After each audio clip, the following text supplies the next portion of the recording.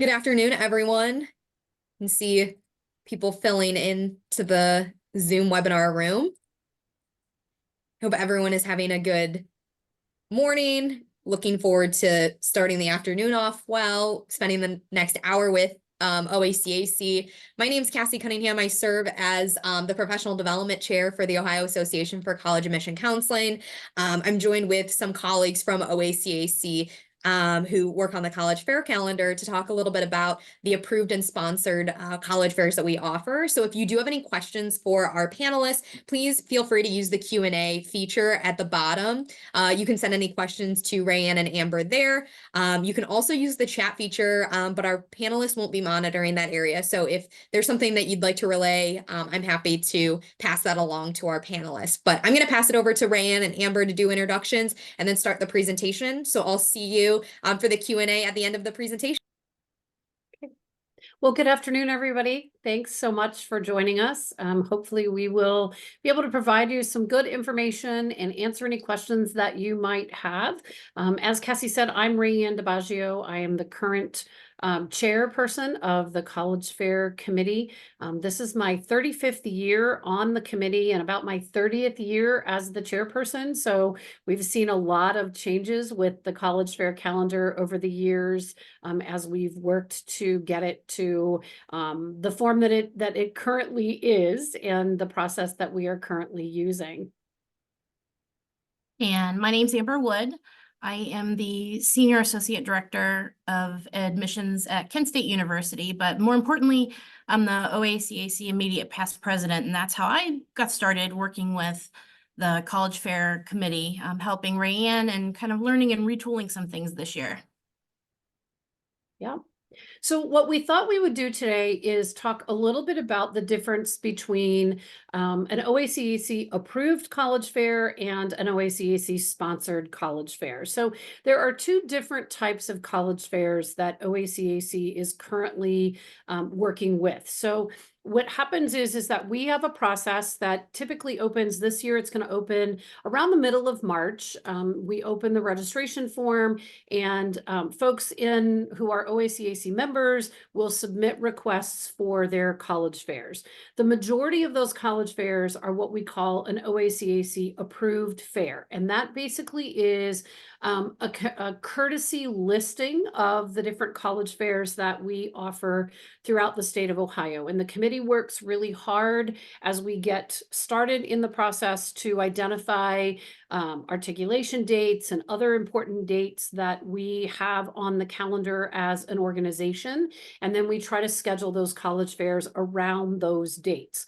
So typically what happens is we put together that Excel file of fairs and we do them by region. So we target different regions of the state around some of the larger college fairs that sort of anchor those times. And then we try to get everybody else to schedule their fairs around there. And we do that for a couple of reasons, because we want to try to consolidate geographically within regions of the state, but also, and more importantly, we want to be able to have our college representatives take advantage of a number of fairs that are happening. So it's much easier for us on the college side to send a representative to be in an area for a week or a few days rather than a day here and a couple of days later at a different time. We also have challenges in terms of staffing in our admission offices. So we want to try to maximize that. And to that end, it really is a benefit to your students because you can take advantage of having more colleges that will be available and in the area to attend the fairs. So we've worked really hard. At one point in time, there were close to 200 college fairs that were listed on the OACAC calendar. We're down to about 80-ish now. So we've worked hard to try to consolidate those. So when you look at the calendar, what are kind of the benefits of that courtesy listing? And so what we do is ask you to submit the form and fill out and provide some back information for us. So, the name, the location, the contact people, who's on your committee.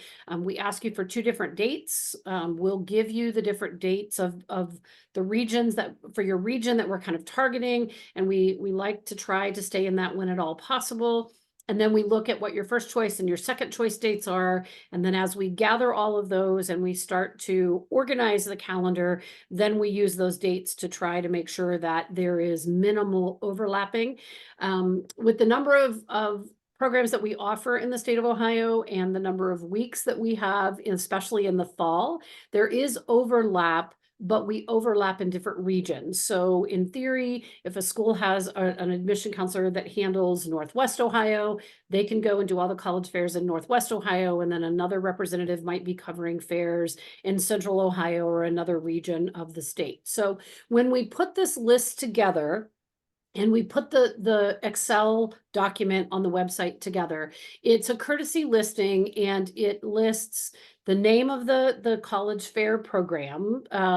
It tells the date, it gives the location, and it has the contact information.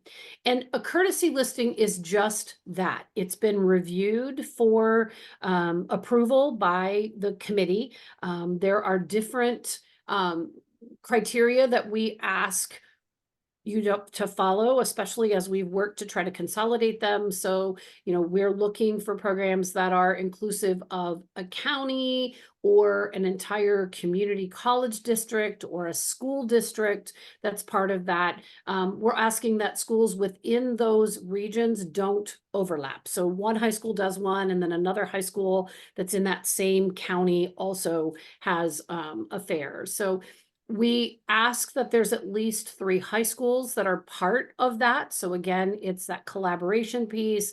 It's inviting your neighbors in. You're going to get more colleges who will attend, and that's a better benefit for all of your students. They'll have access to more colleges and universities in that at that event.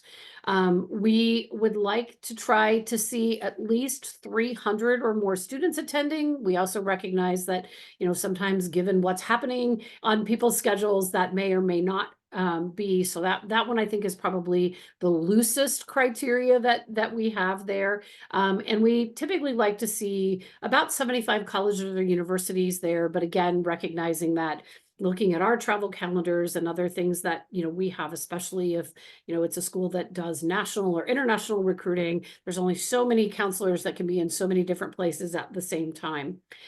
It is also, more importantly, it cannot be a college fair that is sponsored by a proprietary organization. So we don't want fairs that are being hosted for profit or publicity or public relations, or using it as a way to entice students to come to a college fair and then stay for whatever the event is, a sporting event or some other kind of thing. So that's kind of like TV stations, the zoo, different athletic teams that host events, malls that will host events and have college fairs, churches, banks, different financial institutions. So all of that is vetted by the college fair committee before an event can actually be approved to be listed on the calendar. And then once that calendar goes out, as I said, it's a courtesy listing, which means that it is up to the individual college fair organizers to determine their invitation list. So just because it is on the OACAC calendar does not mean that it is a guaranteed invite for every institution that's an OACAC member. So if you see a fair on there that you are interested in attending, if it's not one that you normally would receive an invitation to, it's up to the individual college or university to reach out to the coordinator to ask if they can be invited to that event. So the individual events set the parameters of who they wish to invite to attend. So how do you submit your college fair to be considered to be approved to list on the calendar? So what we do is we send out an email once the registration form is live on the OACAC website. You must be a current member. That membership must be paid so that you have access, because it is behind the member login on the OACAC website. So you would complete the registration form. As soon as you hit submit, you'll get an email acknowledging that we've received your registration request. We ask you to not do anything in terms of sending out invitations or promoting anything like that until the event has been approved and the calendar has been released. We will send out reminders through OACAC's membership listserv about that. I also will send an email to the coordinator listed from last year's event. So if that happens, you know, to be a group that changes, at least the person gets it. And then if they're not the coordinator for this year, you know, we ask them to please forward it on to whomever is the coordinator for the current year. We submit them online, we review them, and then what we do is we also pay attention to those regions and what might be happening. So if there's 3 requests for the same date, I try to do a little bit of maneuvering. That's why we ask for a second date, because we really don't want to overlap 2 events in the same region, because we don't want, you know, students to have to split and choose, or colleges, more importantly, we want students to have access to all of the college representatives. There is also new this year for anyone who is requesting to have their college fair considered to be either approved or OACAC sponsored, which we're going to talk about in a minute. There is a mandatory college fair calendar information session that the dates will be released once we get the registration open. But that will be new this year, that everybody who, before they can be approved, will have to attend one of those mandatory information sessions. All right, so let's talk about what it means to be an OACAC sponsored college fair. So there are a lot of similarities between being on the courtesy list as an approved fair and then being a sponsored college fair. Sponsored college fairs need to meet the same eligibility criteria that it takes to be listed on the courtesy listing. The biggest benefit is really the fiscal management and the registration support for that comes along with the OACAC sponsored college fair. We have a relationship that we've had for several years with StriveScan. All of the approved college fairs also include the use of StriveScan as the barcode scanning for any of the colleges that will be exhibiting. It also gives the opportunity for a priority listing on the OACAC website. Each of the college fair coordinators will be responsible for doing their own invitations, sending those out, giving additional information, but OACAC adds an extra level with some marketing and promotional support from the organization. Usually goes out via email, is featured on the website. Another thing that's a benefit is the ability to put it behind the firewall so that we have a price that is for an OACAC member, and there are prices for OACAC non-members. If you are a sponsored college fair, you don't have to make that differentiation, and you don't have to do any vetting or checking of memberships. Another nice feature of being a sponsored college fair is that the listing goes live at the same time. So if you are a travel planner, if that's your responsibility in your office, you can take a look at all of the fairs, choose which ones that you want to register for. You do have to register separately, and that is really because different people go to different fairs, and we want to make sure that everybody gets the appropriate confirmation information. But if you have an administrative assistant or a travel coordinator, you can pay for all of the fairs that you've registered for in one transaction. That's often helpful. If you have P cards and reconciliation, or if your university still requires that you send a check. Registration fees are standard and they can't be changed for a specific fair. So you know what you're getting into. Last year, if you came to an OACAC sponsored fair, each fair was $150, and that was inclusive of the StriveScan and also any administrative costs. So the software that we use to organize the fair, the different things that go into marketing and the different tools that we use. So how does a college fair become an OAC sponsored fair? So the first thing you really need to think about is, do you want your fair to be governed by OACAC with stricter rules than just being on the courtesy calendar? And how much of the fiscal management do you want to take on? So again, A sponsored fair has to meet all of the requirements or eligibility criteria that the courtesy listing has on the overarching calendar.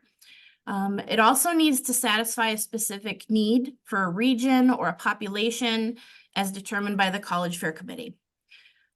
The College Fair Committee will bring recommendations to the OACAC Exec Board. So this isn't something that happens in a vacuum. There are several people that decide whether or not a college fair will become a sponsored fair. Sponsored fairs need to maintain exhibitor registration numbers themselves. And one thing I think, and Rayanne, I think you'll probably nod your head, what we get the most questions about are how do I manage the costs? And our question, or our answer to that question, is costs must not exceed the projected budget. So you have to make some guesstimates. How many tables do you think you'll sell? How much will your costs be? And at the end of the day, you can't exceed your submitted budget, and OACAC does not cover any overages. So we get questions, can I take my committee to lunch? Can we provide busing? Can I rent tables rather than set tables up ourselves? That's really based on what you have put in your projected budget and how much revenue you bring in to cover all of your expenses. You also have to acknowledge that the revenue generated will be retained by OACAC and used toward operating expenses. So if your budget comes in and you raise more money than you thought, that money does go back to OACAC to support things like the StriveScan contract. It also goes to help support other endeavors in our operating budget. You know, we pay for things like internet, and we pay for things that have to do with our website. So some of that revenue that's generated from college fairs pays for that. Another question we get is who makes the rules for what happens? College fair coordinators still really manage and govern their fairs. So it's not up to OACAC to decide who you invite. You do those invitations on your own. It's not up to OACAC to decide if it's going to be a college fair or a college and career fair. Those things are left up to the college fair coordinators at each individual fair. What we do ask is that in the spirit of higher ed, is that you be kind and you be courteous if there are some folks that might be excluded, and that you let them know as early as possible. So if someone registers for your fair who is an OAC membership, but you don't necessarily have that category in your fair, please let them know as soon as possible. And again, if you're looking to get your fair covered as an OACAC sponsored fair, once that happens and you've been notified that you've been selected, we do require that you attend, as Rayanne mentioned this year, the mandatory college fair calendar information session. And what that does is it allows the college fair committee as well as the executive board to take a look at pockets of fairs, to try not to duplicate efforts, and to make sure that we aren't exhausting our professionals, because often they're the younger professionals that are out there that are traveling from fair to fair. And we want to make sure, quite frankly, that people are getting the most out of their human capital and also the money that they're spending on a fair. So Amber, can I go back and add something to the approved fairs, the courtesy listed fairs?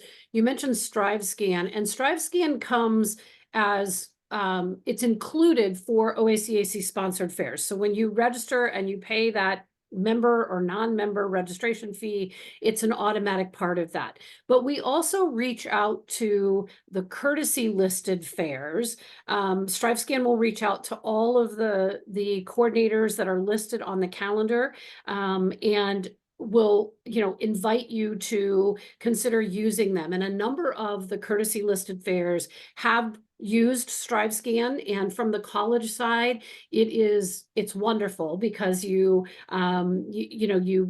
pay for the credit and then you open it on your phone, and I stand there at a table and I scan students. So you have your students register ahead of time for that. They get the barcode and then they come to the table and you scan it, and then we just upload all of that information. So students are not standing there filling out cards at tables. And StriveScan will reach out and they will provide training, they'll provide information, they will walk you through the process. So it's a very easy process to use. So know that even if you are not an officially OACAC sponsored fair, that StriveScan connection is also available for the courtesy listed fairs. We anticipated that a lot of this session would be less on delivering information. Everything that we've presented is available on the OACAC website, so you can always refer back under the college fair section. You can read the criteria without being an OACAC member, but you won't be able to submit anything unless you are an OACAC member. But we anticipated that there might be some questions, so we wanted to save as much time as possible. So Cassie, do we have anything that's popping through? Yes. Do college fair participants, like the colleges that attend the fair, need to meet the OACAC fair guidelines regardless of being an approved or sponsored fair? Yes, so it doesn't matter if you are approved or you are sponsored. It is, if you make that college fair calendar list that gets published on the OACAC website, you are expected to respect and to enforce those rules. And those college fair guidelines, the OACAC guidelines, mimic the NACAC guidelines. They are exactly the same as what NACAC expects for colleges that participate in the national college fairs. So, you know, in the interest of collegiality, it is about providing information to students about their academic choices. And so whether that's academic, college, university, whether that's career, whether that's professional, whoever you invite to your fair to provide information that you feel is important for your audience. It's about exposing them to those avenues and pathways. It's not about who has the best giveaways, who can do the best number of push-ups to get a water bottle. It becomes then a competition, and students don't want to gather information about the academic, the preparation, the pathway. It becomes who's got the best giveaways. And that's not in the spirit of what we want to do. So that's why we are mimicking NACAC's guidelines for that. Those guidelines are posted on the OACAC website. We do ask that you have them available. A lot of schools now have, in the old days, they used to put a copy of those on the table when you checked in and you were, directed to your table before you set up at a college fair, there was a list of the guidelines there along with the evaluation form. A lot of people obviously have moved to the electronic world. So as confirmations are going out, whether you're sending paper confirmations or you're sending electronic confirmations, it's very easy for you to pull that list of college fair guidelines down and include that as one of the documents in your confirmation, so that all college reps or participants for your fair will have that information prior to and be familiar with. I think something else that's important to note is, as a college fair coordinator, whether you're on the courtesy calendar or you are an official sponsored fair, those guidelines aren't the absolute limit. You can, as the college fair coordinator, you could choose to have additional criteria that need to be met. If you want one representative per institution that's attending rather than two. It could be something that simple or something much more complex, but those criteria really need to be addressed early on and come directly from the college fair coordinator at each college fair site. So when you see college fairs listed on the calendar, someone had mentioned that they have the contacts and links to the flyer and the invitation and all of those types of important information. How can I get that information onto the college fair calendar when I register my fair? Are those questions that are asked on the form? What types of questions do you collect or information do you need for a person that this might be their very first time submitting a fair to the? Sure. So there's a very comprehensive registration form that when it goes live, it's available to all current OACAC members behind the firewall under the College Fair tab.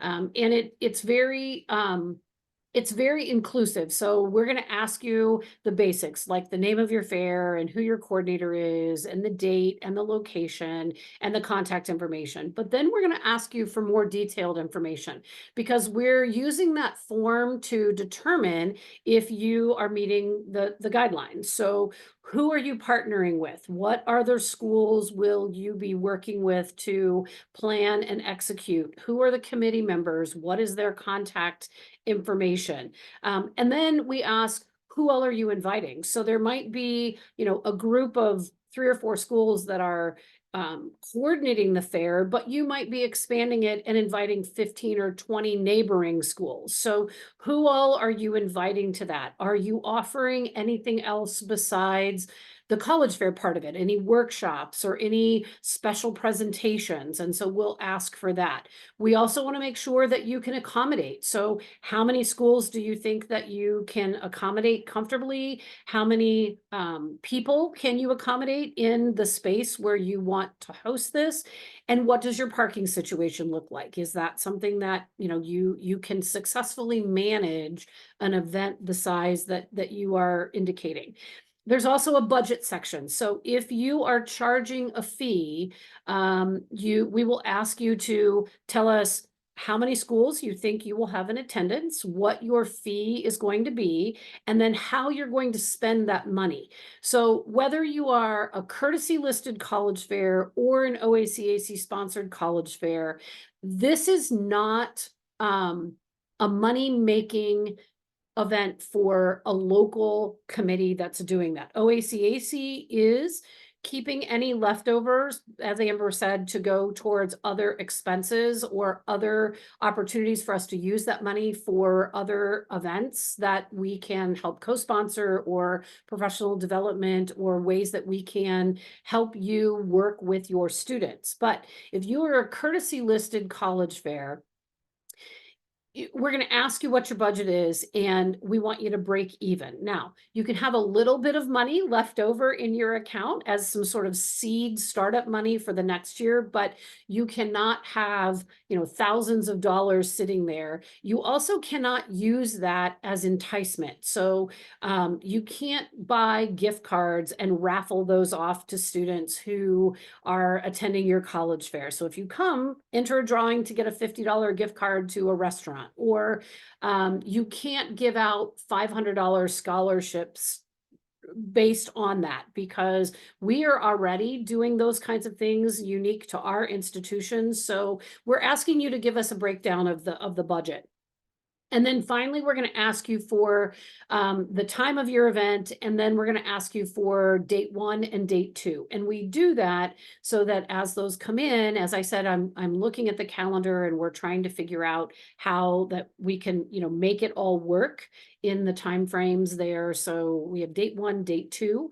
And then what happens is after the deadline closes and those forms have all been received, the committee will review those. We'll kind of look at what those weeks look like. We'll make any necessary changes. I typically will reach out individually to a college fair coordinator if there's an issue or I need more information or we have a conflict, to see if we can, make some movement there before we release the calendar. And then once we approve your college fair, you will get another email that says your event has been approved. It's going to be listed on the calendar as this day, this time. And then we release the calendar and post it so that it is open for anyone who is an OACAC member to download, use, maneuver. What happens though is that is an Excel document that we then put together and we put on there. So once the registration period ends, it's very difficult to add a college fair. It can be done, but the preference is that we don't do it, that we do it within the time frame. And then once that calendar is released, you know, because schools are waiting, colleges and universities are waiting for that to come out so that they can start planning their travels. So once a school pulls that down and begins traveling, if we add or we take off or we change dates, you know, when they're already in the throes of planning, it can cause some confusion there. So we try not to make changes once it's posted. Rayanne, can you speak a little bit about the intentionality of the weeks? And if there's ever the case that you may ask two college fairs to partner up? Yes. So what happened a number of years ago is that every individual high school decided they needed to have their own college fair. And so there were just so many college fairs happening that we had too many in different regions, and we couldn't sustain that from the college side. We just couldn't, we didn't have enough staff to get to all of those events. So we worked very hard to collaborate and consolidate and get to sort of where we are now.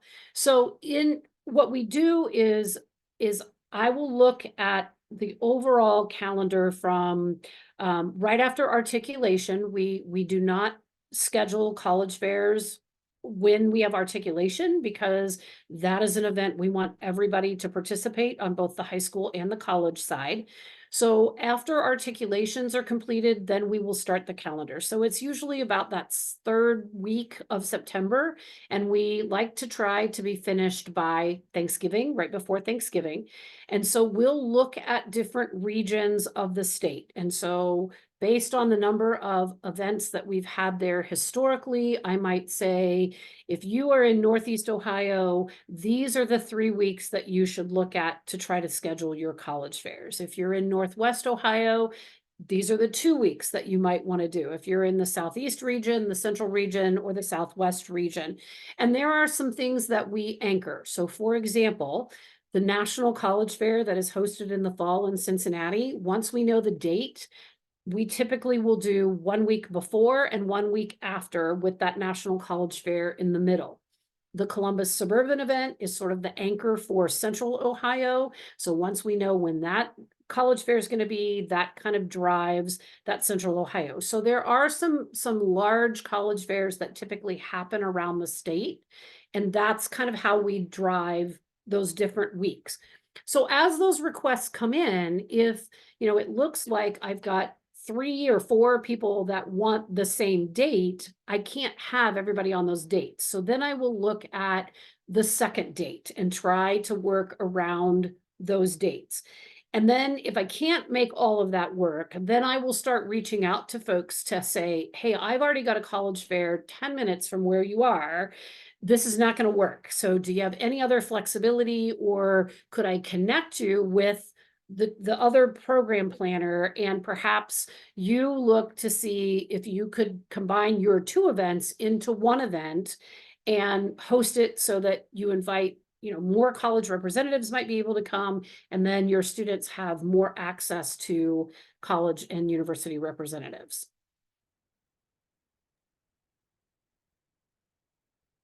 Brian, can you remind us when the registration form will be going live, and also when someone might anticipate hearing from you if their fair has been approved? Yep. So college fair registration will go live sometime after around the 18th or so of March. Mid-March is when we're anticipating doing that. It will stay open for about 4 weeks, so around the same time, middle of April. And then we will, once that closes, we will start to look at what the big picture looks like. And we typically will have the confirmations out to everybody by mid to no later than the end of May. So we do that before you leave. From the high school side, we want you to know what if your college fair has been approved before you break for the summer. On the college side, for travel planning purposes, when would that fair calendar officially be published on the website for us to start planning where we're going and when? Same time frame, mid to late May. Okay, Mm. great. And then this question is a little bit long, so let me know if you need me to repeat it. But this person wants to acknowledge the ongoing staffing issues that you mentioned, and colleges trying to figure out how they will be covering these events. And they really appreciate the desire for so many high schools and districts to host their own college fairs. But how does OACAC specifically address rogue college fairs? Maybe not the best word, but you know what I mean. Where schools have already hosted approved fairs, but now they're offering new fairs under the heading of maybe the college and career fair, college prep, college fairs. Are colleges discouraged to not attend if it appears that a high school is attempting to host their own fair? So rogue college fairs are always out there. A number of years ago, the directors, deans, VPs of the public and the private institutions got together, and that was really the catalyst that started this whole consolidation process, is that we just didn't have the ability to cover 200 college fairs in the state of Ohio. So it is really up to each institution to determine whether or not they will attend a college fair. If it is not listed on the OACAC calendar, you are perfectly within your rights to say, this is not an OACAC approved fair. And so we are not able to attend. Some colleges, because they're in their backyard, because they serve a population that they're interested in, it's going to be an individual decision on whether or not they're going to come. So the committee really doesn't have much more control than that. But that is sort of your way to say, if it's not on the college fair calendar, we are not able to attend that. We are focusing our resources on the college fair, the approved college fair and courtesy listed events. What a lot of people do is when they get those rogue invitations, they will reply back, hey, we're not able to attend. It's not on the calendar, but here's Rayanne's contact information. Reach out to her. And I'm happy to have a conversation with that college fair planner to just do a little bit more education. Oftentimes it's somebody that might be new in a role, or, you know, the principal has decided this is a great idea, or the superintendent or the board, somebody else beyond, like the college counseling office has decided that having some kind of an event is a good thing. So we can kind of talk through what that looks like. I can share information about other events that might be happening in the area. We might be able to partner you up. I can offer some advice there. So my contact information is not only in this presentation, but it's also listed under the college fair section of the OACAC website. And in addition to that, if a college fair is a sponsored fair, or if a college fair is listed on the calendar and it's not advantageous for your institution to attend, there's no expectation that you should go to all of the fairs. We really want to leave the decision up to the directors of admissions, the territory managers, and the admissions counselors from the area to determine whether or not a fair is a good investment. We would encourage you to always, if you're in doubt, reach out to the college fair coordinator and ask probing questions. How many students do you anticipate? What schools attended the fair last year? How many booths are you going to be selling? Can you tell me what other institutions are already registered? So those are all very valid questions. And you can feel free. That's one of the reasons that we give the college fair coordinator information very early on in the calendaring process. So let's say I have a college fair that I coordinate and it's on the courtesy list. And after attending this session, I'm looking at the requirements for the sponsor fair and I'm like, hey, this actually does meet the requirements. Rand, do you suggest that I just submit the form as normal and then start having that conversation? Or would you suggest, as a new sponsored fair, maybe reaching out and setting up a time to chat with you about the expectations? What would you suggest?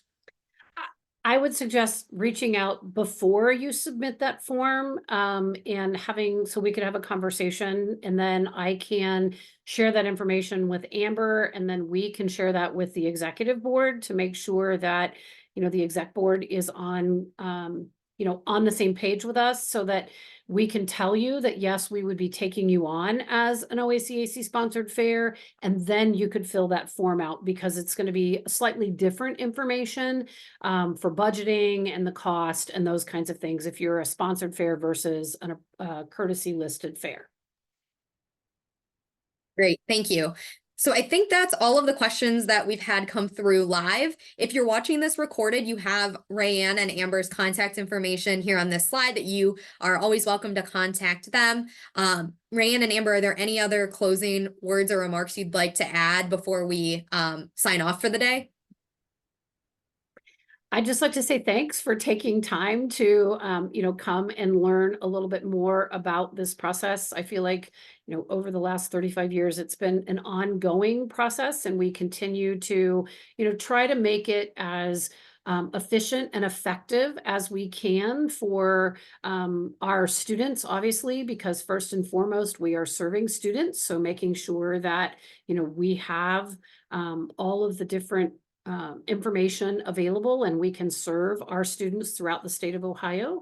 But then we can also work with our college and university partners so that we can make this, the best and most inclusive process and the most efficient and effective process there. So thanks for coming to learn a little bit more. I'm always happy to talk about college fairs or share more information or have conversations. So, please feel free to reach out if I can answer and provide any additional information for you. And many thanks to the OACAC Professional Development Committee for Yes. including us. I think that this is probably the first time we've had a webinar in the webinar series that talked about the differences between the two types of college fair information that we post online. And just like Rayanne said, if you have questions, please reach out. We're happy to answer those. You can reach out directly to Rayanne. You can reach out to myself. You can reach out to anybody on the executive board as well. Great. Thank you everyone again for attending. Special thanks to Rayanne and Amber for their time and expertise on the college fair calendar. We are looking forward to seeing you next time at our next webinar. So, and hopefully at annual conference in April as well. So until next time, have a good rest of the day.